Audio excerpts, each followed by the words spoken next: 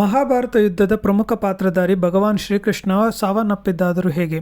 ಶ್ರೀಕೃಷ್ಣ ಸಾವಿಗೆ ಕಾರಣವಾಯಿತ ಗಾಂಧಾರಿಯ ಶಾಪ. ಗಾಂಧಾರಿ ನೀಡಿದ ಶಾಪವಾದರೂ ಏನು?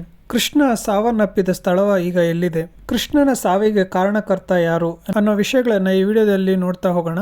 ಅದಕ್ಕೂ ಮುಂಚೆ ನೀವು ಇನ್ನೂ ನನ್ನ ಚಾನಲ್ಗೆ ಸಬ್ಸ್ಕ್ರೈಬ್ ಮಾಡ್ಕೊಂಡಿಲ್ಲ ಅಂದರೆ ದಯವಿಟ್ಟು ಸಬ್ಸ್ಕ್ರೈಬ್ ಮಾಡ್ಕೊಳ್ಳಿ. ಮಹಾಭಾರತ ಯುದ್ಧವನ್ನು ಮಹಾಯುದ್ಧವೆಂದರೆ ತಪ್ಪಾಗಲಾರದು. ಬರೋಬ್ಬರಿ 18 ದಿನಗಳ ಕಾಲ ನಡೆದ ಯುದ್ಧದಲ್ಲಿ ಶ್ರೀಕೃಷ್ಣನ ಪಾತ್ರ ಮುಖ್ಯವಾದದ್ದು. ಮಹಾಭಾರತದಲ್ಲಿ ಶ್ರೀಕೃಷ್ಣನ ಪಾತ್ರ ಏನೆಂಬುದು ಸಾಮಾನ್ಯವಾಗಿ ಎಲ್ಲರಿಗೂ ತಿಳಿದಿರುತ್ತದೆ. ಆದರೆ ಶ್ರೀಕೃಷ್ಣ ಮರಣ ಹೊಂದಿದ್ದಾದರೂ ಹೇಗೆನ್ನುವುದು ಬಹಳಷ್ಟು ಜನರಿಗೆ ತಿಳಿದಿಲ್ಲ. ಮಹಾಭಾರತ ಯುದ್ಧದ ನಂತರ ಶ್ರೀಕೃಷ್ಣ ಸಾವನ್ನಪ್ಪುತ್ತಾನೆ. ಕೃಷ್ಣನ ಸಾವಿಗೆ ಸಂಬಂಧಿಸಿದಂತೆ ನಮ್ಮ ಸಮಾಜದಲ್ಲಿ ಅನೇಕ ದಂತಕಥೆಗಳು ಮತ್ತು ಕಥೆಗಳಿವೆ. ಮಹಾಭಾರತ ಯುದ್ಧದ ಸಮಯದಲ್ಲಿ ದುರ್ಯೋಧನ ಹತನಾದ ನಂತರ ಆತನ ತಾಯಿ ಗಾಂಧಾರಿಯು ತನ್ನ ಮಗನನ್ನು ಕಳೆದುಕೊಂಡು ಚಿಂತೆಗೆ ಒಳಗಾಗುತ್ತಾಳೆ. ದುರ್ಯೋಧನನ ಸಾವನ್ನು ನೆನೆದು ದುಃಖಿಸುತ್ತಿರುತ್ತಾಳೆ. ಅದೇ ಸಮಯಕ್ಕೆ ಸರಿಯಾಗಿ ಶ್ರೀಕೃಷ್ಣ ಮತ್ತು ಪಾಂಡವರು ಗಾಂಧಾರಿ ಇದ್ದ ಅರಮನೆಗೆ ಬರುತ್ತಾರೆ.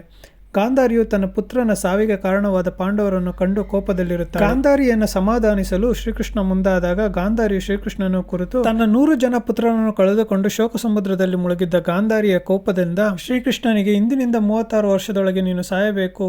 ನಿನ್ನ ಪ್ರೀತಿಯ ದ್ವಾರಕಾ ನಗರವು ಪ್ರವಾಹಕ್ಕೆ ತುತ್ತಾಗಲಿ. ಯಾದವ ವಂಶದವರು ಅಥವಾ ಯದುವಂಶದವರು ಹೇಗೆ ಕುರುವಂಶದವರ ಹಾಗೆ ಹೊಡೆದಾಡಿಕೊಂಡು ಸತ್ತರೋ ಹಾಗೆ ನಿನ್ನ ವಂಶವು ನಿರ್ನಾಮವಾಗಲಿ ಎಂದು ಶಾಪವನ್ನು ನೀಡುತ್ತಾಳೆ. ಯಾದವ ವಂಶದವರನ್ನು ಬೇರ್ಯಾವ ವಂಶದವರು ಕೊಲ್ಲಲು ಸಾಧ್ಯವಾಗದ ಕಾರಣ ಪರಸ್ಪರ ಅವರೊಳಗೆ ಕಲಹ ಉಂಟಾಗಿ ಒಬ್ಬರನ್ನೊಬ್ಬರು ಹೊಡೆದಾಡಿಕೊಂಡು ಸಾಯಿಸುವಂತಾಗಲಿ ಎಂದು ಆಕೆ ನುಡಿಯುತ್ತಾಳೆ. ಈ ಶಾಪದ ಕಾರಣ ಯಾದವ ಕುಲವು ಅಭಿವೃದ್ಧಿ ಹೊಂದುತ್ತಿರುವ ಕುಲವಾದರೂ ತಮ್ಮ ಅಧಿಕಾರದ ಮದದಿಂದ ಮಾದಕ ವ್ಯಸನಗಳಿಗೆ ಒಳಗಾಗುತ್ತದೆ.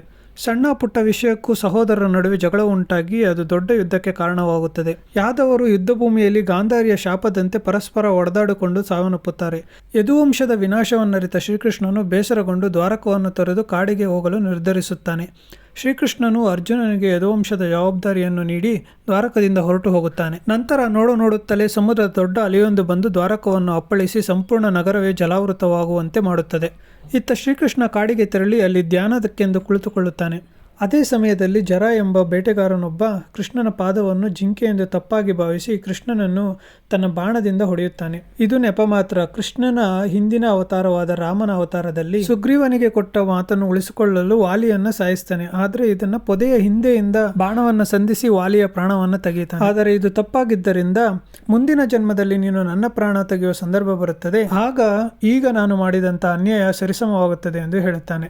ಅದೇ ರೀತಿ ತ್ರೇತಾಯುಗದ ವಾಲಿ ದ್ವಾಪರ ಯುಗದ ಜರ ಎಂಬ ಬೇಟೆಗಾರನಾಗಿ ಶ್ರೀಕೃಷ್ಣನ ಸಾವಿಗೆ ಕಾರಣನಾಗ್ತಾನೆ. ಈ ಘಟನೆ ನಡೆದು ಶ್ರೀಕೃಷ್ಣ ಕೊನೆಯ ಉಸಿರಿಳಿದ ಜಾಗವನ್ನು ಬಾಲ್ಕ ಅಥವಾ ಬಾಲ್ಕ ತೀರ್ಥ ಎಂದು ಕರೀತಾರೆ. ಗುಜರಾತ್ನ ಸೋಮನಾಥ ಜ್ಯೋತಿರ್ಲಿಂಗದಿಂದ 4 ಕಿಲೋಮೀಟರ್ ದೂರದಲ್ಲಿ ಈ ಬಾಲ್ಕ ತೀರ್ಥ ಇದೆ. ತನ್ನ ಸಮಯ ಹತ್ತಿರ ಬಂದಿದ್ದನ್ನು ಗಮನಿಸಿದ ಕೃಷ್ಣ ತನ್ನ ದೇಹವನ್ನು ತೊರೆದು ಅಲ್ಲಿದ್ದ ಸೋಮನಾಥ ದೇವಾಲಯದಲ್ಲಿ ಶಿವನಿಗೆ ನಮಿಸಿ ಬಲರಾಮನ ಜೊತೆ ಭೂಮಿಯನ್ನ ತೊರಿತಾನೆ. ಕೃಷ್ಣ ಭೂಮಿಯನ್ನ ತೊರೆದ ನಿಖರವಾದ ಸಮಯವನ್ನು ಸಹ ಎಕ್ಸ್ಪರ್ಟ್ಸ್ ಕ್ಯಾಲ್ಕುಲೇಟ್ ಮಾಡಿದ್ದಾರೆ. ಚೈತ್ರ ಮಾಸದ ಶುಕ್ಲ ಪಕ್ಷದ ಮೊದಲ ದಿನ ಅಂದ್ರೆ ಇಂಗ್ಲಿಷ್ ಕ್ಯಾಲೆಂಡರ್ನ ಪ್ರಕಾರ ಕ್ರಿಸ್ತಪೂರ್ವ 3102 ಫೆಬ್ರವರಿ 18 ಮಧ್ಯಾಹ್ನ 2:27:30. ಈ ವಿಡಿಯೋ ನಿಮಗೆ ಇನ್ಫಾರ್ಮೇಟಿವ್ ಅನ್ಸಿದ್ರೆ ಈ ವಿಡಿಯೋಗೊಂದು ಲೈಕ್ ಮಾಡಿ, ಶೇರ್ ಮಾಡಿ.